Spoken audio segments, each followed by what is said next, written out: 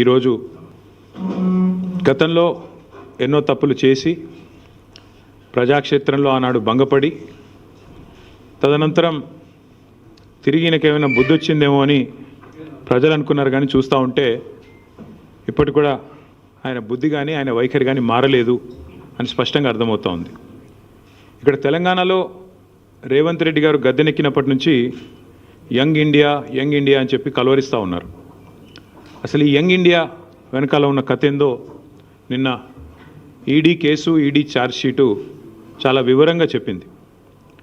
మనం గతంలో ఇక్కడ తెలంగాణలో 2015వ సంవత్సరంలో చూసినాం. ఓటుకు నోటు కుంభకోణం ఇంకెవరు కూడా మర్చిపోలేదు.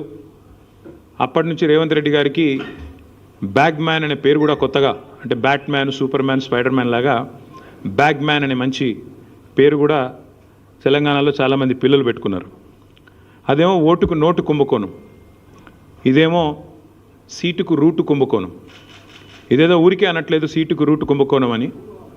స్పష్టంగా రేవంత్ రెడ్డి గారి గురించి నేను చెప్పడం కాదు, ఈరోజు మంత్రిగా ఉన్న కోమటిరెడ్డి వెంకటరెడ్డి గారే ఓపెన్గా బహిరంగంగా పత్రికా సమావేశంలోనే చెప్పినారు. ఈయన 50 కోట్లు పెట్టి పిసిసి అధ్యక్ష పదవి కొనుక్కున్నాడు అనే మాట ఆ రోజు స్వయంగా ఈనాటి మంత్రి, ఆనాటి ఎంపీ కోమటిరెడ్డి వెంకటరెడ్డి గారు చెప్పిన మాట. కానీ సరే, వెంకటరెడ్డి గారు చెప్పిన దానికి ఆ రోజు ఆధారాలు లేకపోవచ్చు, కానీ ఈరోజు ఆధారం ఉంది అంటూ ఎన్ఫోర్స్మెంట్ డైరెక్టరేట్ వారు ఛార్జ్షీట్లో స్పష్టంగా ఎవరు డబ్బులు ఇచ్చారు, ఏ పొజిషన్ అమ్ముకున్నారు, ఎన్ని డబ్బులు ఇచ్చారో కూడా స్పష్టంగా చెప్తా ఉన్నారు.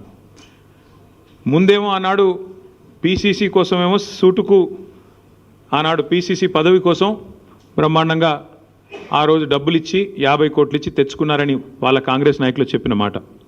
ఈరోజు ఢిల్లీకి ఇప్పటికి కూడా జరుగుతూ ఉన్నది ఏమంటే, తెలంగాణ అనేది కాంగ్రెస్ పార్టీకి ఒక ఏటీఎంగా మారిపోయిన మాట వాస్తవం. ఎప్పుడు డబ్బులు కావాలి అని కాంగ్రెస్ పార్టీ వాళ్ళు అనుకుంటే అప్పుడు పెద్ద ఎత్తున డబ్బులు అందిస్తూ తన పదవిని కాపాడుకుంటూ ఉన్నారు రేవంత్ రెడ్డి గారు.